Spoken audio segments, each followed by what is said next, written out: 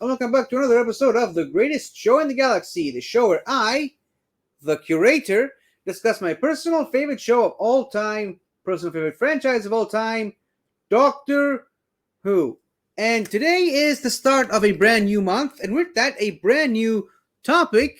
And with that, I'm just gonna go ahead and introduce my guest. Yeah, brand new topic, brand new month, familiar face. Old reliable and old faithful. Love the t-shirt, man. How are you doing?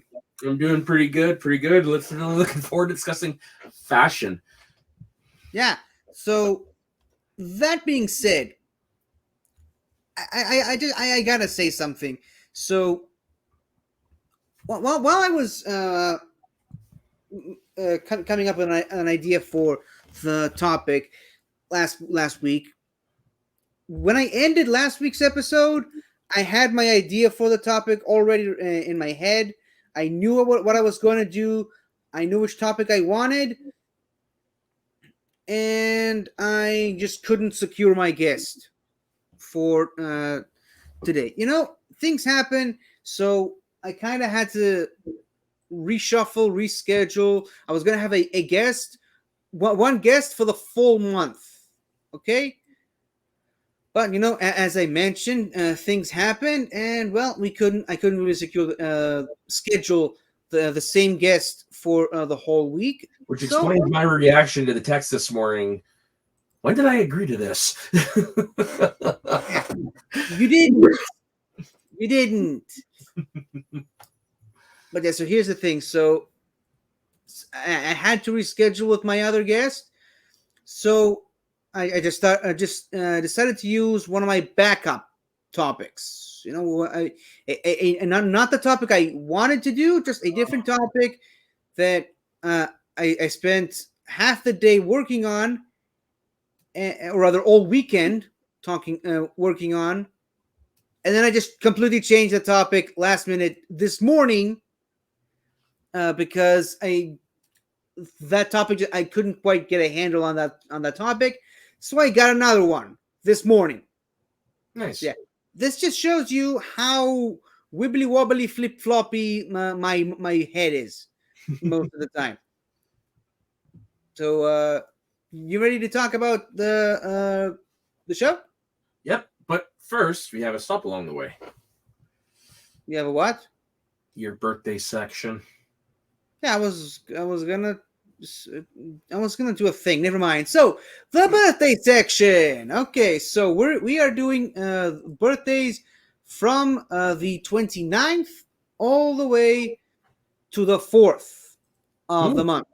This is gonna be fun because this was a special fun because my birthday is the 4th. So I'm curious to see who I share a birthday with.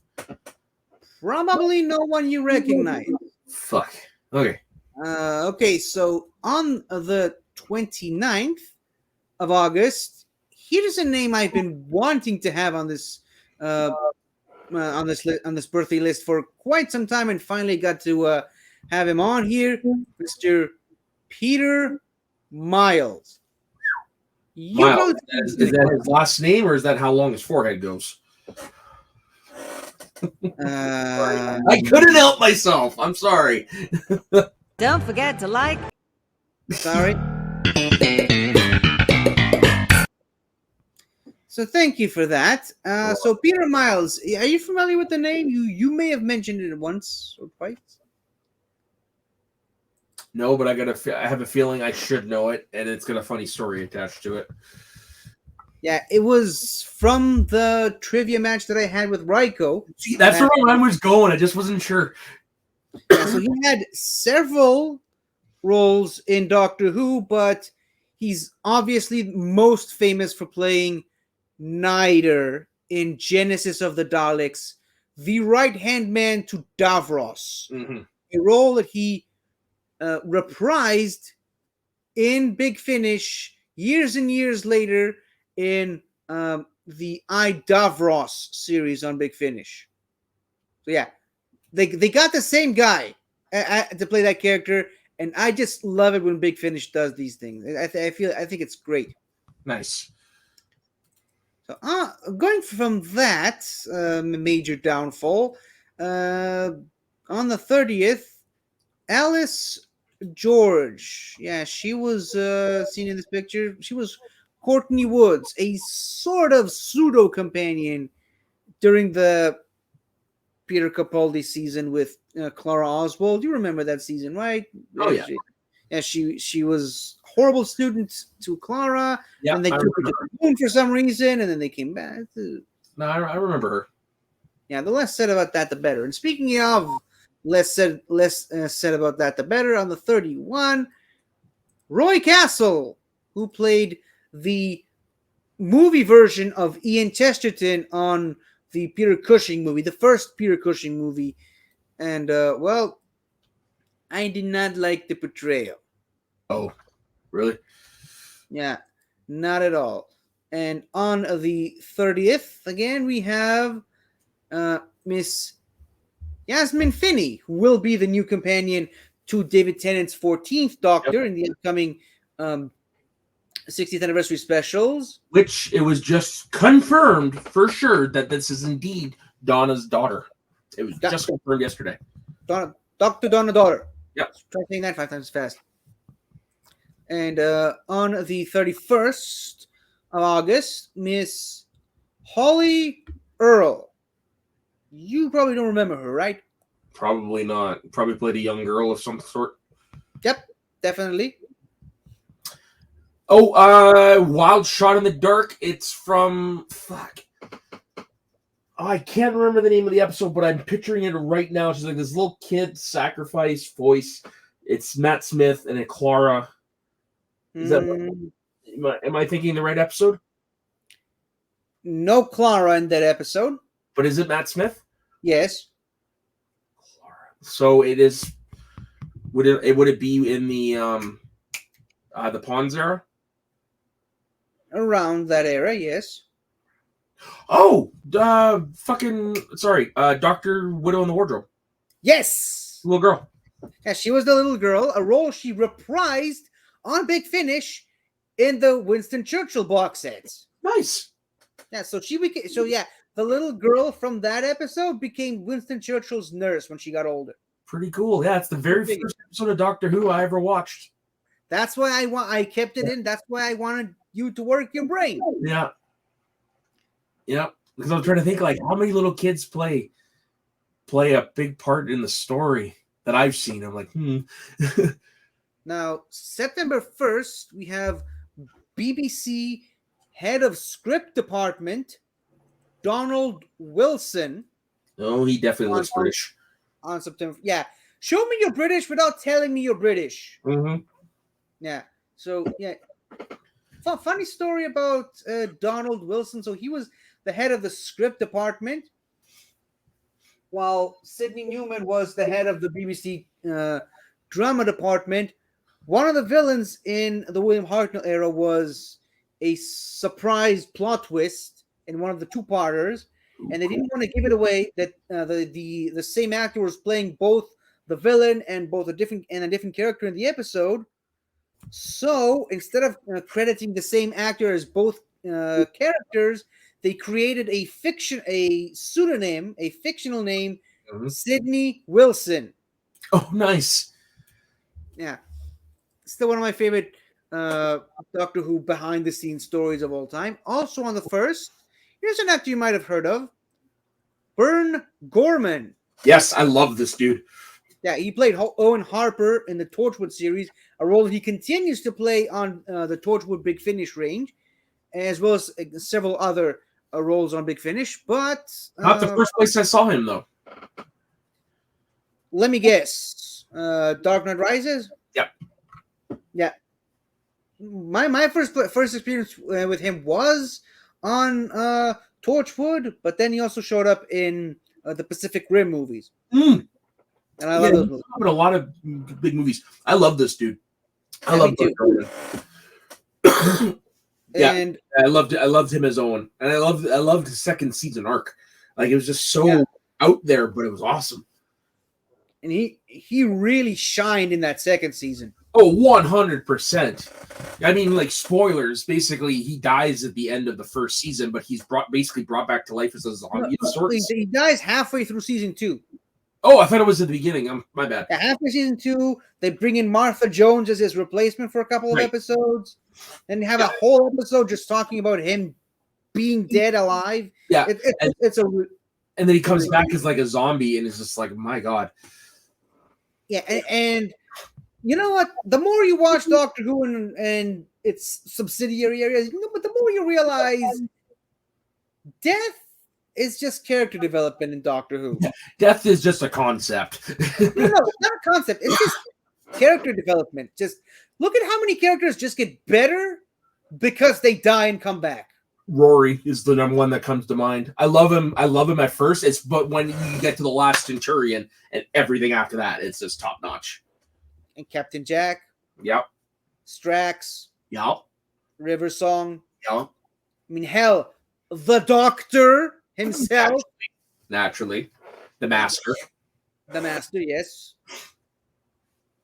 We can just sit here all day and talk about it. So let's just move on. On the 3rd, we have Miss Pauline Collins. She was first brought in as the character Samantha Briggs in The Faceless One, which also saw the departure of Ben and Polly from the show. And she was supposed to be a companion. She was offered the role of companion and a sort of love interest to Jamie at the time. Oh, wow. And she declined the role, which is why they brought in Victoria Waterfield the following serial. But several decades later, she came back to the show. Can you guess which character she played? Several decades. Well, so we would be looking at what, the New Who? Definitely, yes. Okay. That's not Queen Victoria, is it? Yes. It was what got me was the eyes. I'm sitting there looking at her. I'm like, oh no. So she basically had a love scene with Jamie in the 60s. In a way, yeah. But my God, yeah, one of the best episodes of that era. Holy shit. Both eras. One of the best episodes of both eras. True. Two of the best episodes, I should say. You can clearly tell from this picture that she's not amused, so let's move on. Would you believe it? We actually have 2 Torchwood people on here because on the 4th, Kai Owen, Reese. Yeah, Gwen's fiance. Yeah. Boyfriend, fiance, husband. Yeah, that's right. Yes. Yeah. Reese Williams, again, continues to reprise the role of Reese on the Big Finish Torchwood range. Side note, Pauline Collins still alive, but she doesn't play. They do bring back Queen Victoria's character in the Torchwood range on Big Finish, but she's not playing her. That's a different actress. Oh, weird. I thought I mentioned that. And we wrap things up with, again on the 4th, with the wonderful Edward D'Souza. He played the iconic character Mark Corey in Mission to the Unknown. Still to this day, the only episode that does not feature the Doctor at all. Wait, what? Yes. Back in the 60s, they had one singular episode, not part of a serial. Yeah. No Doctor, no TARDIS, no companions, no nothing. Why? It's setting up for something. So which Doctor would this have been then? It was during the William Hartnell era. Oh, really? Wow. Yeah. Sadly, of course, that episode is now missing. Wait a second. This probably wouldn't be towards the end of his run, wouldn't it? It was a second episode, a second serial of season 3. Oh, okay. So, sorry, my mind was going towards the end of his run when he was starting to get a little. No. That's not it. Okay. This was the setup to the Daleks' Master Plan, which was a 12-episode serial. Oh shit. Yeah. No wonder they needed a break because they needed to set something up. Yeah, no kidding. Yeah, the episode itself is missing. However, you can watch it today, a version of it, because it was recreated by I can't for the life of me remember, but it was recreated by a couple of a classroom of film students in Britain, and he was heavily involved with the production along with Peter Purves, the Steven Taylor actor. So they were both heavily involved. They got Nicholas Briggs to play the Daleks in the episode. Oh shit!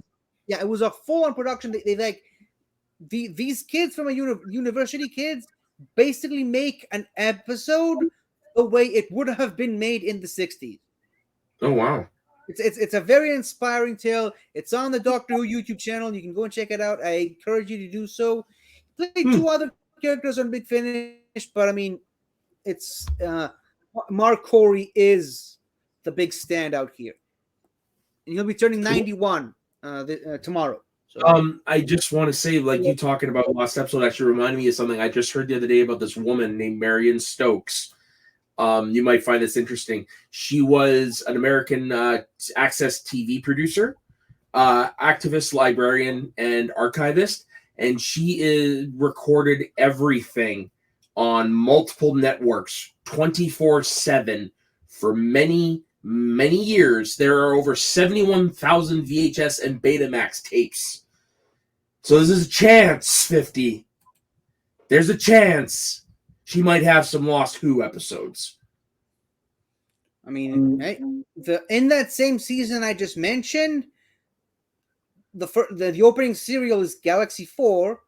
There are scenes. I mean, the entire serial is missing, but there are scenes from a couple of the episodes that still exist because they let a fan of the show onto the set to record some stuff individually and take it back with them. And they reused those scenes that he recorded on his own in the reconstruction of those episodes and that serial. Of course, then they gave it the animated reconstruction treatment, but that's beside the point. So yeah, like all the scenes that take place inside one of the spaceships are from the original cut of the episode. All the scenes taking place outside of the spaceships gone. So wow, it's a very interesting point to bring up. Okay, so now with the topic to continue to change all throughout the last couple of weeks. First of all, the wonderful list of people we had in the birthday section today. Thank you all. We quite literally could not do this without you. Now, on to a topic that normally I know very little about, but when it comes to Doctor Who, I know enough to talk about. And that is, of course, fashion, and more specifically, the various different outfits and wardrobe changes that all the Doctors have gone through. And of course, we start off with, as we usually tend to do, the original, you might say, the first Doctor, William Hartnell.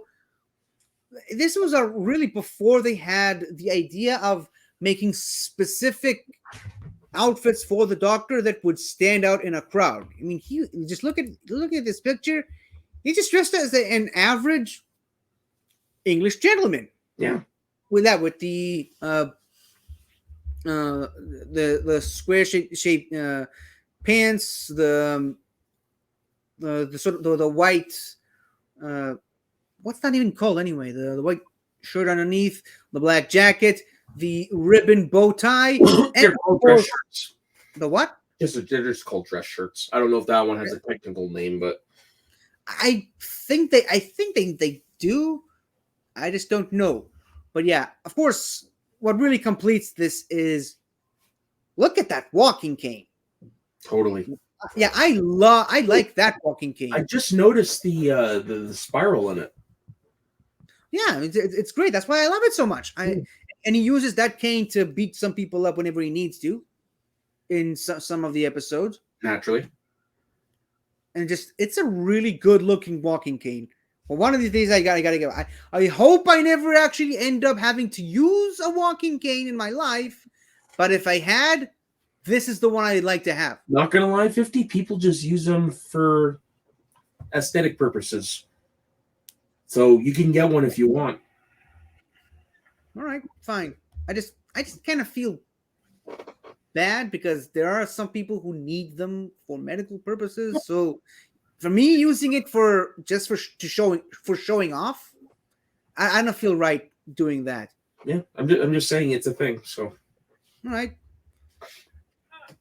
So even back then, they set up a very firm rule that bow ties are cool. is that's not the original outfit, is it? I mean, it's probably a replica. I'm pretty sure Okay. if it was the original outfit, it would probably be moth-eaten and dirty and falling apart. But I mean, it's a really good replica. It's in the one of the Doctor Who exhibitions, or um, what was it called? The one I went to, not the exhibition, the Doctor Who experience. I can't remember. It's been so long. It's been, gosh, 12 years since I went to was it the Doctor Who experience? Maybe, I don't remember. But yeah, so this is basically the outfit itself. And wouldn't you know it, he was the only Doctor that throughout his run had a wig. This I knew Really? because of Adventure in Time and Space. Yeah.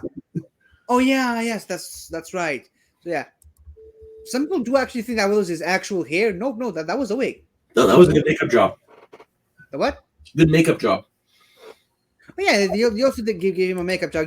He wasn't as old as the show presented him. Yeah. No, what I meant by good makeup job is that it was good makeup job of making it look seamless, so it doesn't look like a wig. True. I mean, there are very few, but there are several behind the scenes clips of him without the wig, so you can see the difference. But yeah, he another thing that really just a very tiny detail, but really helps sell this Doctor is the ring. You see the ring there? Yeah, I never knew he had a ring. You never knew that? No. I just never noticed. I mean, the ring pops up several times throughout his run. It was sort of like a sonic screwdriver before he had a sonic screwdriver. Really? Like he uses it to dehypnotize Dodo at one point when she was mind controlled. He uses it as a secondary lock to the TARDIS. And there was a kind of multifunction. And they made it kind of a big, well, not a big, but they made it a moment after his regeneration that the second Doctor will not be wearing it. And of course, this outfit also continued on to the David Bradley reconstruction of the character for several different episodes. Of course, I couldn't find what. I mean, like he looks very much like Hartnell. Yeah, the only major difference is the height, which of course they had to make the pants a lot longer because he's a lot taller.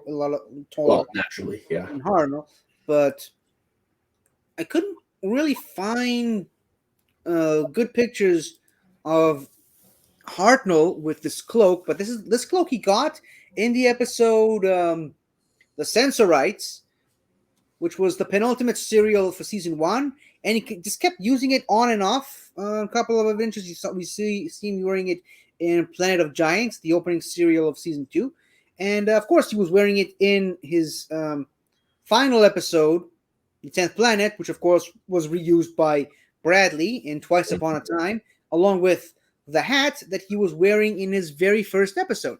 I've always liked the hat. Yeah, it's a shame he never really wore it that often. Mm-hmm. Neither that scarf. I think that was the only time he ever wore that scarf until his final episode, which, in a way, it's kind of poetic that he had pretty much the exact same outfit in his last episode that he did in his first episode, with the exception of the cloak that he obviously got along the way. Mm-hmm. Of course, he also had this monocle on him. Which every time he wears it, he just looks so much sterner. Which is saying something considering who that is. Right? Any thoughts on the William Hartnell? I mean, there really isn't that much to say because that is what distinguished, honorable, respected gentlemen of the 60s would have worn at the time. Yeah, I mean, like, I don't know too much about Old Who fashion, but I'm assuming majority of them, there are several slight costume changes throughout their time. I'm assuming. Yeah, definitely some of them. Okay, well then I'm going to say like it's very rare then that you do get a Doctor whose look is consistent throughout his whole time there, because everyone I've seen at least, their outfit changes throughout their tenure. I wouldn't say change throughout the tenure. More like some Doctors have several outfits that they go through, that they change back and forth. And well, not Matt Smith though. He started off one way, and then he went into the, I think it would have been season 7. He had a longer green cloak, and then he went to a more purple themed with a different style jacket and clothing when he was with Clara. Yeah, like Tennant, it very much is what you just said. Him, it's the 2 different colors. But yeah, Matt Smith, like there are physical noticeable changes. and we aren't going to have a Doctor that fits that mold that you're saying right here, with starting with one outfit and then gradually changing it throughout his Looking forward to it. tenure. And we have another Doctor in here that has several different outfits that he changes back and forth between them, but we're not quite there yet. Before we move on to the next Doctor, I just wanted to bring up this picture right here from the Reign of Terror, where he basically robs a guy of some clothing to make himself look like an important person. And I just very distinguished. I just love the crazy mishmash of clothes. It really shows you that even though he's probably the most serious Doctor of all, he's not without his quirks. Oh, totally. Like he is the Doctor in any way you can think of. All right, so moving on to the next one, we have the second Doctor. My personal favorite outfit of the classic Doctors. Really, that's interesting. Yep. So yeah, this, which is odd because it's really not that big of a change. Of course, the pants were different. The much larger. Well, I love that. By the way, I love that. Thank you for wearing that. Thank you. It's a little chilly, so. No, well, what I love about it is basically the same thing. What I love about this Doctor is, the hobo from space. It's very simple, and it reminds me of Charlie Chaplin. That's why I love it so much. It's Space Charlie Chaplin. Yeah, and like I said, it's simple. It didn't change too much. It's very simple, and it works. It fits. Like I'd say for me personally, I think this one fits the Doctor more than any other outfit fits the Doctor. Like this Doctor or the Doctor in general? Like I think this outfit fits the second Doctor more than any other outfit fits their corresponding Doctor, if that makes sense. Like this outfit is very much a representation of who he is. This version of the Doctor anyways. Yeah, who the Doctor was trying to emulate at the time. Exactly. That's what I mean. Yeah, and of course we are counting the whole outfit as it is, from the checkered trousers, the long frock coat, the bow tie, of course, the blue shirt, the flute, the recorder, of course, obviously, the 500-year diary, and of course this massively oversized handkerchief.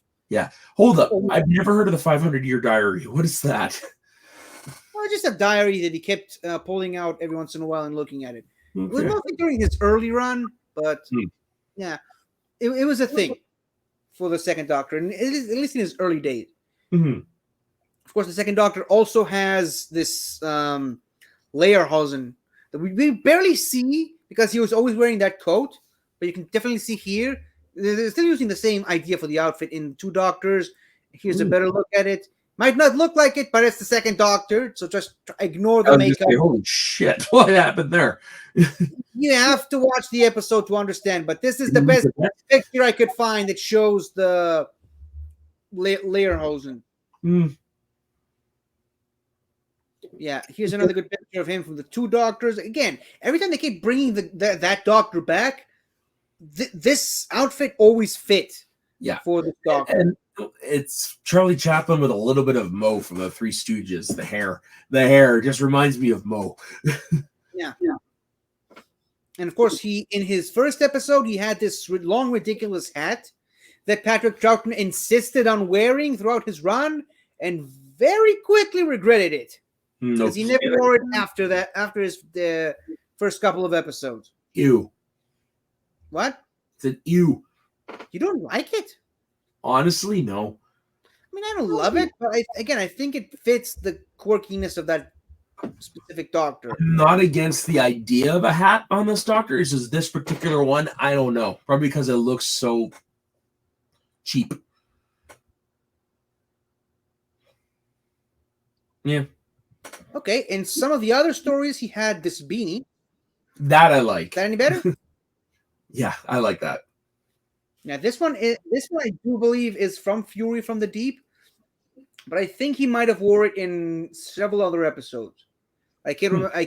None really come to mind at the moment. Here's one final look at the outfit itself. Oh no, that's actually the first Doctor. That's Hartnell. Sorry, my bad. This is the Patrick Troughton one. That's a Halloween costume I could pull off. Yeah. Oh yeah. You'd have to apply your mannerisms, though. His mannerisms, though. I'd have to also customize the coat there at the bottom. Yeah. Now, of course, we would be remiss if we didn't mention his long fur coat that he wore during some of the Yeti episodes. That did make a return in the Five Doctors, as seen in this picture right here. But I'm pretty sure some of the other companions also used it. But yeah, it's a pretty nice long fur coat. Yeah, it's not bad. It's a little weird. I've never seen him wear one before. You'll need to watch the Yeti episode. There's a lot. Yeah, there's a lot I need to watch. One day, if I'm in bed with broken legs, I'll sit down and watch them all eventually. Well, why do you? Hold on. Why do you need broken legs to watch Doctor Who? Because that means I'd have nowhere else to go. Fine. I mean, I'd rather you watch it willingly without having to be in bed or whatever. It's just I'd have to find a way to stream it now because it's no longer on BritBox. Yeah, because BritBox suck. Anyway, so now we move on to what is easily, in my opinion, the most fashionable Doctor, at least in the classic series, the Third Doctor, John Pertwee. This is the one I mentioned where it's like every episode, you never know what you're going to get with this Doctor. I agree with you. He is easy, like the best dressed out of all of them, the most debonair. I think there's only one Doctor that really gives him a run for his money as far as fashion goes, and he's from the modern series. So we won't really be talking about him today, but like every episode, will he be wearing this jacket or rather outfit? Will he be wearing this outfit? Which side note, he wasn't really wearing this when he was filming the Sea Devils episode. You see the Sea Devil in the background. Yeah, this is incorrect. He wasn't really wearing that outfit when they were filming the Sea Devils. It's James Bond by way of Liberace. Yeah, I mean, we went from Charlie Chaplin in space to militarized James Bond. Yeah, with a little bit of Liberace thrown in there. A little bit of Liberace, yeah. I just love the frills. Well, that's why I said a little bit of Liberace's because of the frills. Of course, he also showed us that bow ties are cool. Yep. Yeah, the first three Doctors had bow ties. Yeah, the first three Doctors. And then, obviously, they changed it to a scarf. And then, like, every Doctor had his own quirk until Matt Smith brought the bow ties again. Yep. And for some reason, they just did not go back to that.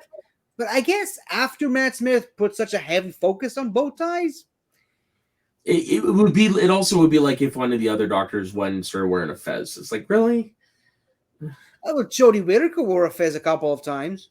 Yeah, but I mean, like, made the fez their thing. It's like, well, that's more associated with Smith. How many things can one Doctor have? Like, bow ties are cool, fezzes are cool, Stetsons are cool. Like, He just made everything cool. Yeah, he has a habit of doing that. One of my favorite memes from this subject that I ever saw was someone just photoshopped Rory holding baby Melody on top of Matt Smith's head and put a caption saying, "It's a crying Roman holding a baby. I wear crying Romans holding babies now. Crying Romans holding babies are cool." Nice. Okay, so here's another good example of the red jacket. Very, very similar, but also very different from this. Same. Right. Yeah. Yeah. So this obviously is from Terror of the Autons, the debut of the Master. This one is from Day of the Daleks. And this, of course, is the jacket that he wore in the Sea Devils episode. Like, they really tried heavily to make the jacket fit the story they were telling. Like, if you watch the Sea Devils episode, which I recently rewatched, wonderful episode, but there's a lot of emphasis on blue in that episode, not just with the Doctor's jacket, but also the rooms in the military base they visit. Obviously, a lot of it takes place on the waterfront and underwater. Of course, the Sea Devils themselves, where's that picture? Sea Devils themselves are dressed in blue, so they really do try to have a specific color palette for the Jon Pertwee era because it was the first time Doctor Who was in color. And the Doctor's outfits always reflected that. Here's another example of the jacket itself. I love the patterns with. Yeah, this is the one that came back with Capaldi, right? Well, kind of. They didn't actually bring it back. They just paid homage to it. What? They paid homage to it. Oh yeah, definitely. Okay. They didn't really use that specific jacket, the original that is, but like I said, there is a bit of a story there, but that's just for another time. Yeah, that's for another time. Of course, here's another jacket. I mean, this is a blacker jacket with the gloves. I love the gloves. On this, it's such a bummer that Sean Pertwee doesn't want to do this. I mean, hey, can you fucking imagine? He says he's out for being in Doctor Who, just not playing his father. He wants to create his own thing. Which I get. I 100% get and I respect. It's just a bummer, though, man. Could you imagine if we had a story with a third Doctor? I mean, Big Finish, man. I know, but I mean, like, on screen. I mean, that's the only thing we got right now. Huh? I mean, right now, Tim Treloar is the only thing we got right now as the fourth. I know. But I'm just saying, like, in a perfect world. In a perfect world. So yeah. I should have probably looked it up. I didn't know this was going to come up, but there is an image that someone deepfaked. Yes, deepfake Sean Pertwee's face onto his father, and this picture right here, you'd think you could easily swap them as well. Yeah, and the crazy thing is, Sadie Miller looks exactly like a young Elizabeth Sladen. Right? They could just give us Sean Pertwee and Sadie Miller as the third Doctor and Sarah Jane. They might have to play with the heights a little bit, but they could give us more live action stories with the third Doctor and Sarah Jane. Just Sean Pertwee. Well, no, I don't mean like do like a bunch of episodes or whatever. I'm just saying like during an anniversary or a special episode or something. That would just be awesome. Yeah, I would love that, but hey, I get it. I respect that. I respect that he wants to do his own thing 100%. Yeah, who knows? Maybe Sean Pertwee will change his mind eventually. Who knows? Yeah. One can only hope. Of course, speaking of Sarah Jane, this is the jacket he wore when they first met in the Time Warrior. Again, they went back into medieval times. They spent a lot of times in the forest, a lot of green, hence the green jacket. I think this is my favorite look for the Third Doctor. This is the look I fell in love with watching the Third Doctor. They even matched the bow tie. Not a fan of the color. Not a fan of the color? No. I've never really been a fan of like that shade of green from like the 60s and 70s. I love this shade of green. Green used to be my favorite color once upon a time. Oh, nice. My favorite is the one from 2 pictures ago the one that I thought was Capaldi's. That's my favorite. This one? It just looks so badass. Yeah, and it also fits with this Doctor's theme of being an action hero, a superhero. Exactly. That's I think that's why I love that one the most. Yeah. And would you say that in this picture it fits the He blends in. he blends in with the episode. That's what I meant when I talked about the Sea Devils episode. Mhm. It fits with the theme of the episode. Now here's about a bunch of comparisons of all the different styles that we've seen throughout this Doctor's era. Here's one without the jacket, which that does come off of at some points throughout his run. Mm. Yeah, and here's another shade of green. Ugh. What? Actually, no, that one's not that bad. Do you like this one better? Yeah, actually, I do. Yeah, and I love that they also changed the shirt underneath to a more of a green shade. Yeah, that's what I mean. Like, it fits with the black. Yeah, and it also fits again the episode Curse of the Monster of Peladon, with Alpha Centauri standing there, and of course he had a major influence on Peter Capaldi when he was the Doctor. I mean, just look at these pictures. Was this his favorite Doctor? I think so. That would make sense. I mean, I think Capaldi and Tennant are these ones that they love all the Doctors, but I'm pretty sure Tennant has his definite favorite, which is coming up. Oh yeah, so much so he married his freaking daughter. Yeah, and gave him grandchildren. Yeah, but yeah. So Capaldi, when he was younger, he used to boast about how always being invited to fan events, and he actually got to meet John Pertwee and Elizabeth Sladen. See the picture, yeah. Years and years before he was even an actor, which is great. And here's the story that I mentioned. So where is it? Where one of the jackets that used to belong to John Pertwee. Can't remember. I think it's this one, the Terror of the Autons jacket. Looks mostly like a night jacket. Yeah, that jacket. I think if it's the one I'm thinking of, the original one used by John Pertwee is currently the property of one Mr. Mark Gatiss. Not surprised. Yeah, who of course brought it with him when they filmed Capaldi's last episode, Twice Upon a Time. It was just in the background on one of the coat hangers in the TARDIS. And of course, Peter Capaldi got to try it out. Yeah, okay. I've seen this picture now. That makes more sense. I remember seeing this picture when the episode was being filmed. Yeah, and I mean, just look at the guy's face. Oh, that's pure joy. That is fan right there. Yeah, you cannot help but fall in love with that joy. Yeah. And look at Margatus in the mirror. In the mirror, taking a picture. Yeah. I mean, with that'd be like me getting to wear Rocky's leather jacket and fedora.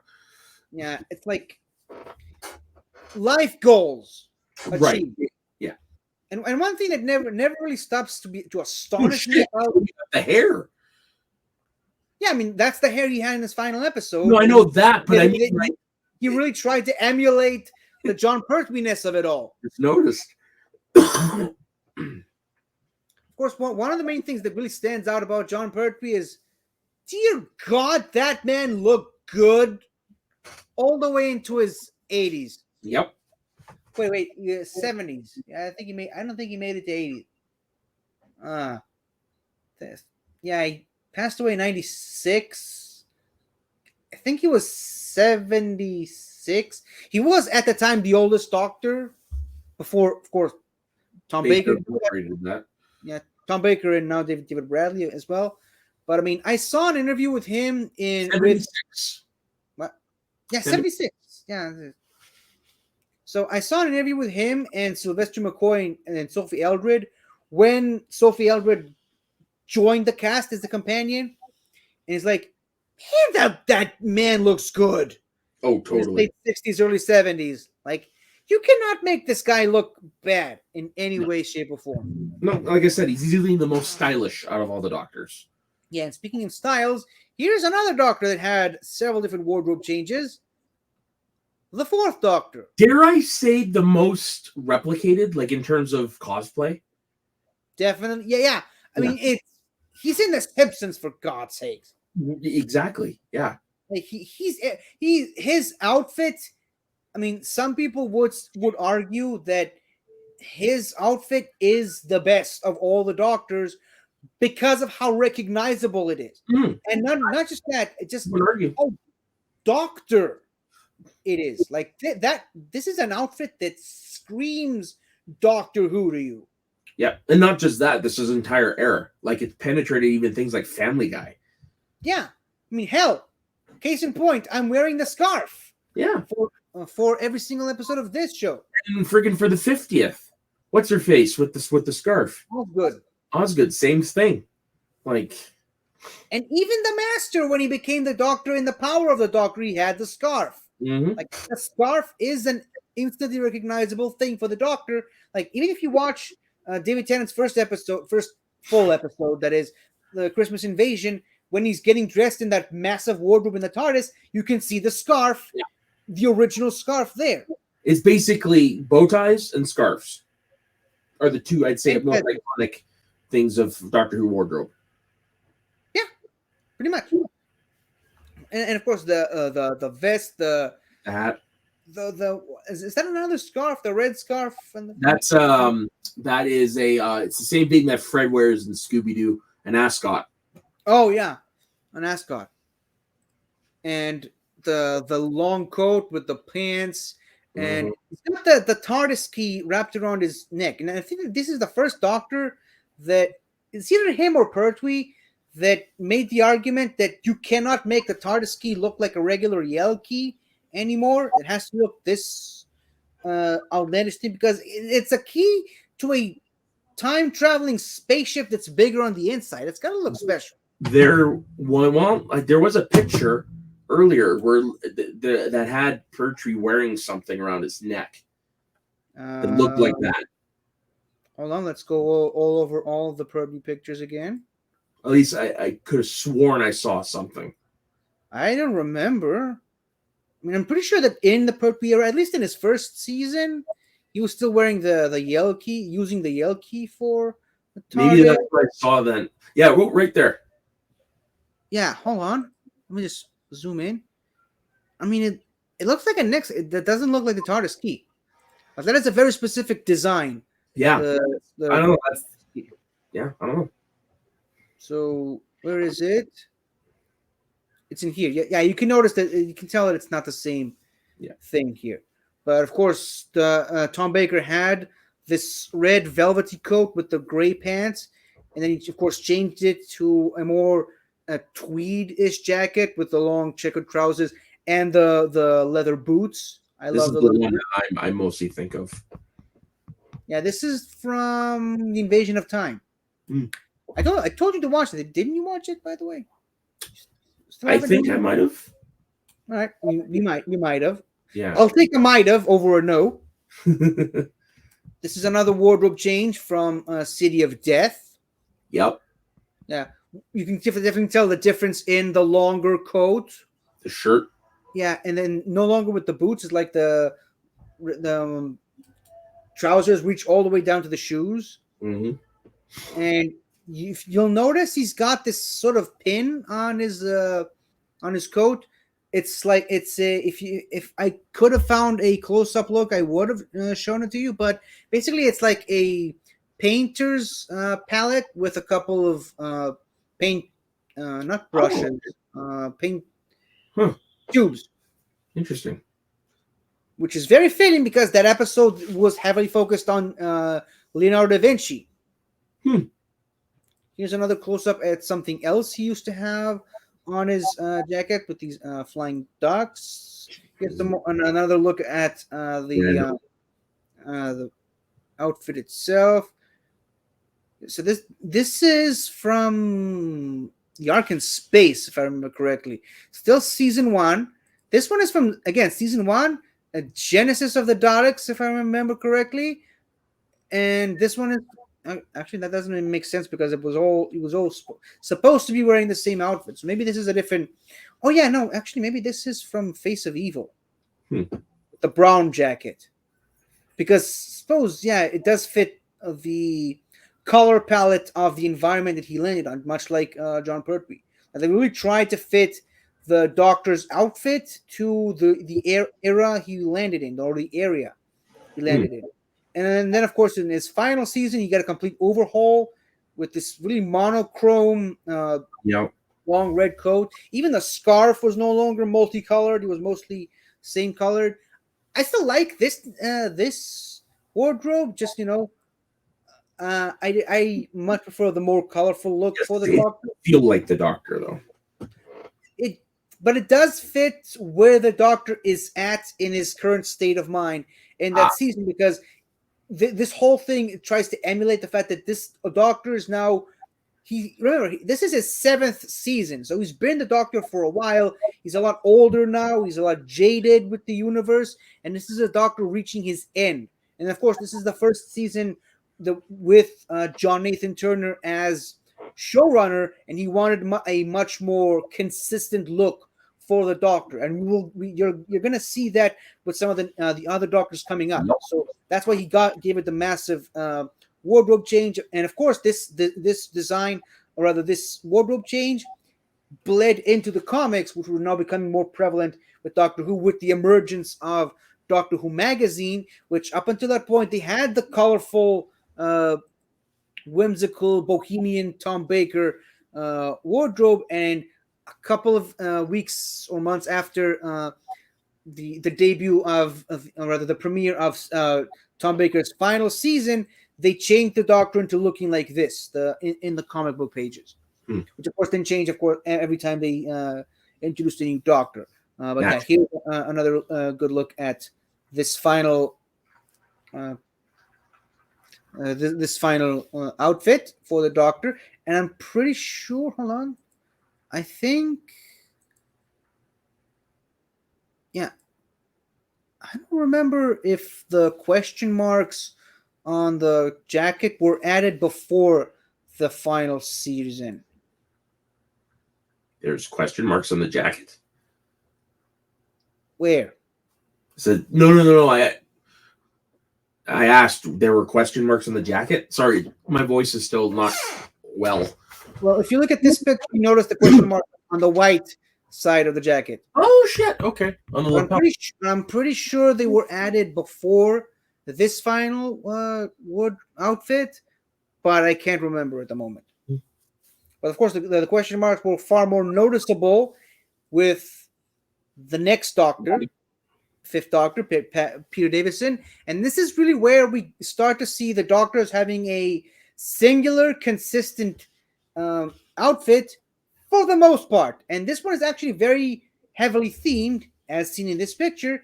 It's a cricket outfit. Yep. Like everything about this outfit screams cricket, from the pants, the coat, the sweater, the hat, the shoes. I mean, they really, John Nathan Turner really wanted to make this Doctor look like an athlete, specifically in the realm of cricket for this Doctor. Even though most of the episodes, there really wasn't much of a need for a heavy focus on cricket. And of course, we will talk about the celery.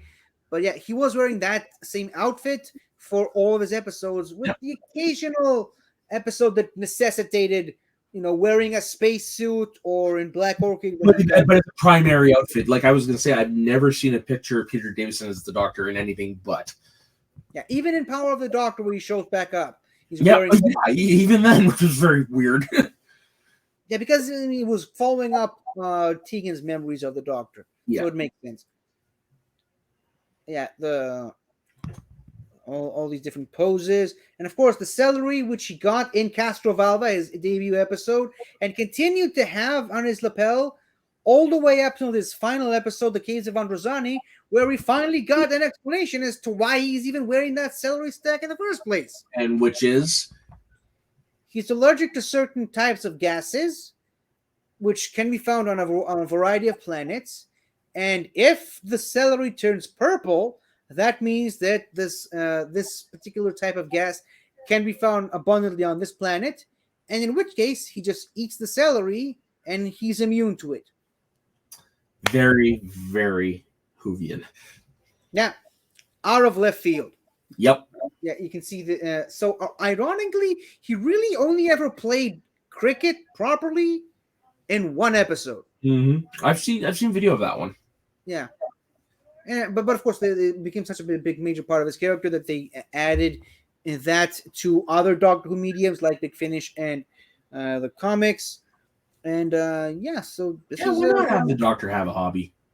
Yeah, everyone needs a hobby.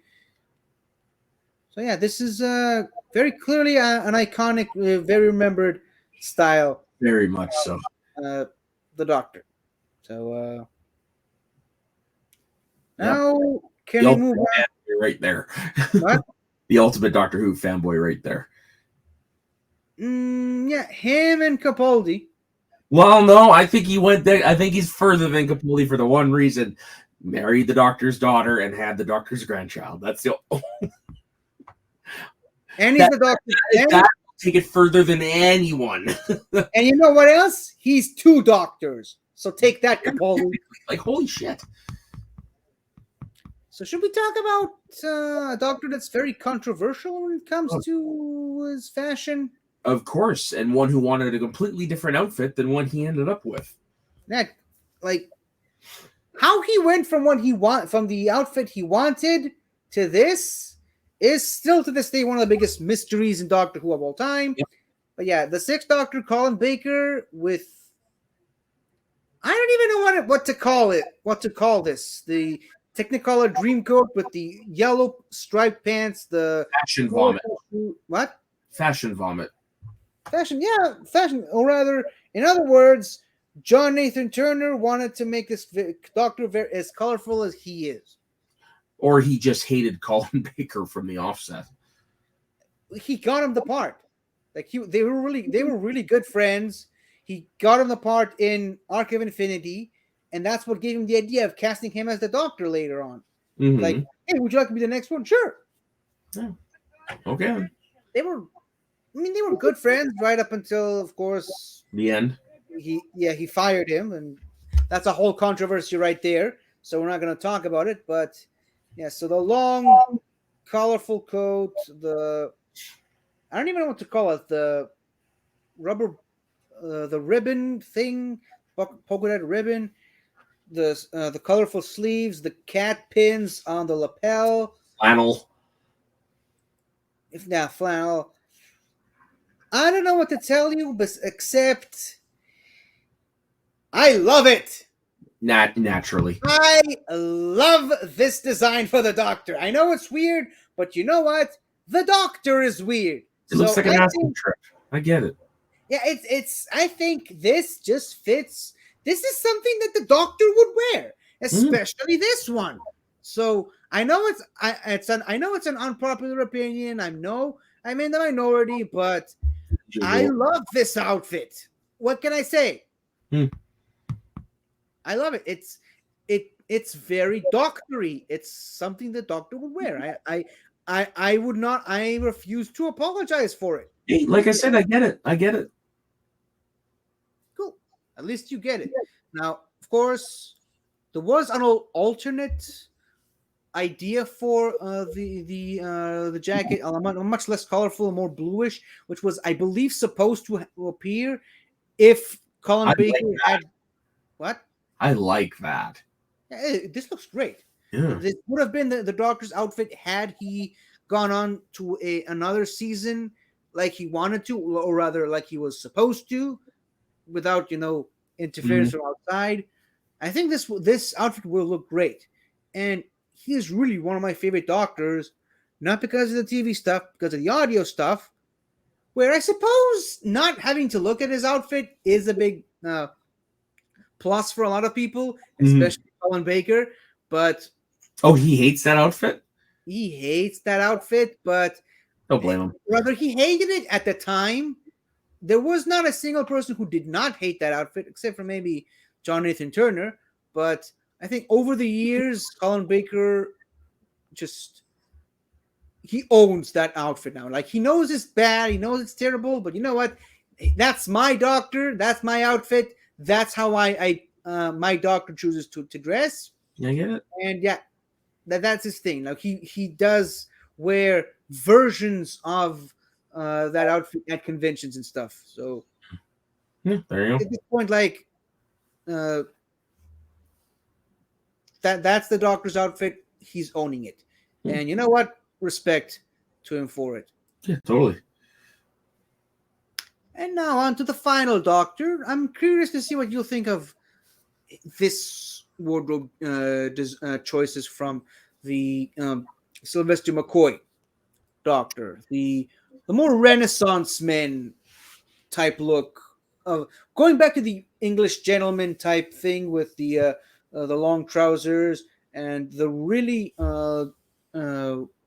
posh shoes, the jacket, the question mark vest with the tie, the hat, the umbrella, the scarves on the side. It's a little bit of. At least as how it comes off to me. It's a little bit of crap. Brain fart. 2. It's a little bit of 2 with a little bit of 5 with a little bit of 6 in there. Where are you spawning the 6? The vomit of color. There isn't really that much color. Not as much as you think. Definitely not as much as 6. I don't know. I guess maybe it's because the multitude of check marks, I guess. Question marks. That's what I meant. I guess. But I mean, I like it. It's very similar. It's very similar to the Fifth Doctor's vest. Oh, just totally. Overabundance of question marks on it. Yeah, and the hat as well. It's kind of reminiscent of that. Yeah. The pants are a little bit more of 2. Yeah. Love the shoes though. Oh, totally. And I love the umbrella.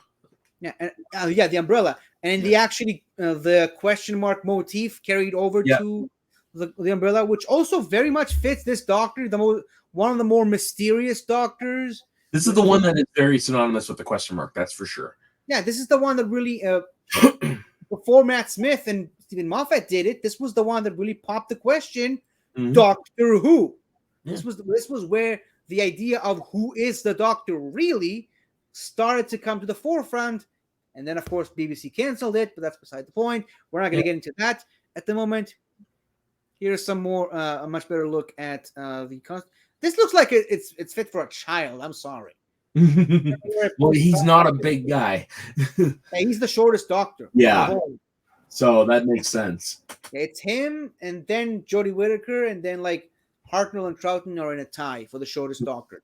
For this third shortest Doctor. Yeah. But you can see the hat, very different from the Fifth Doctor's hat.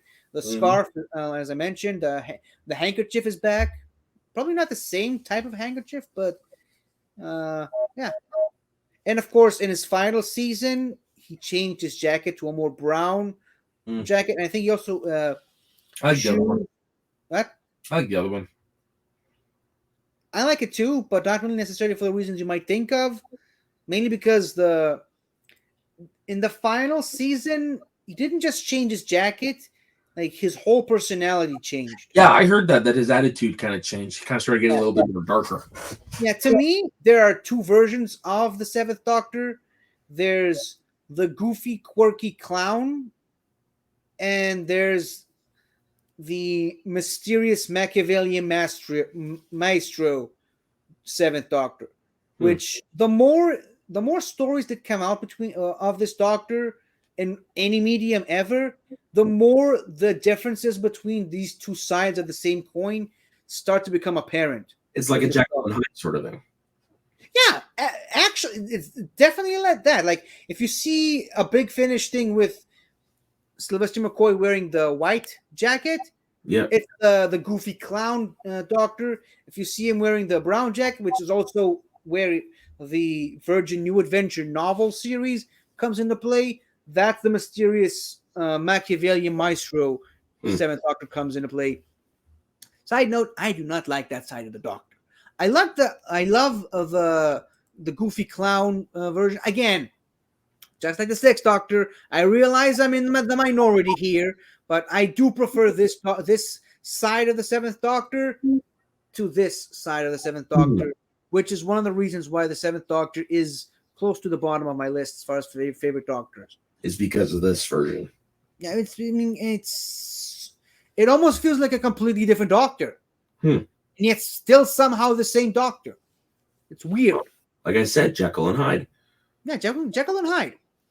Strange that they never actually, maybe they have at some point, I don't know, but maybe strange that they never actually acknowledged this mysterious 180 shift in the Doctor's personality.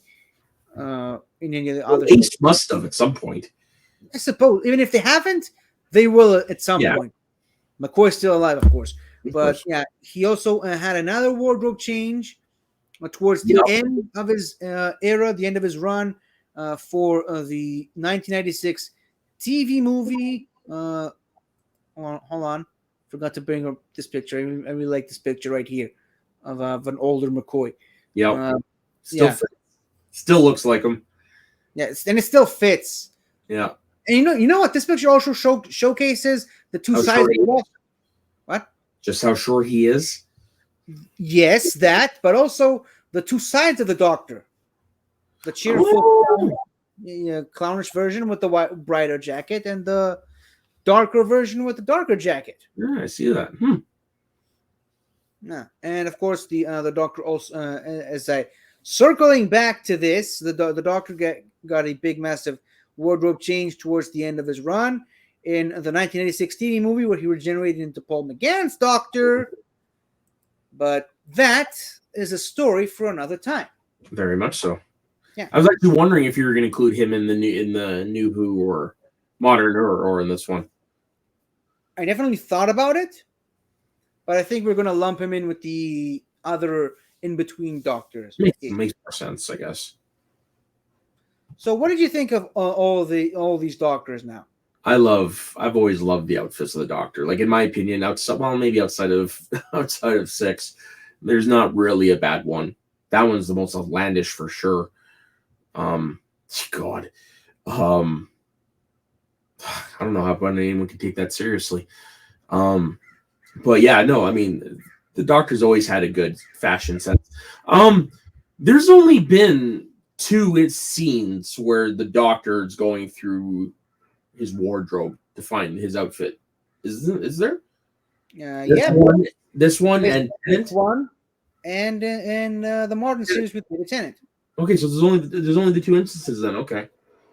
I mean, you'd be surprised how rare it happens when you see other rooms in the TARDIS. At least on a TV show, that is. That's fair. Especially on the TV show. Yeah. No, I can't wait to yeah. Hopefully I'm on for the next one. I like his. Do you want to be? Sure. Cool. So you're in. Okay. All right.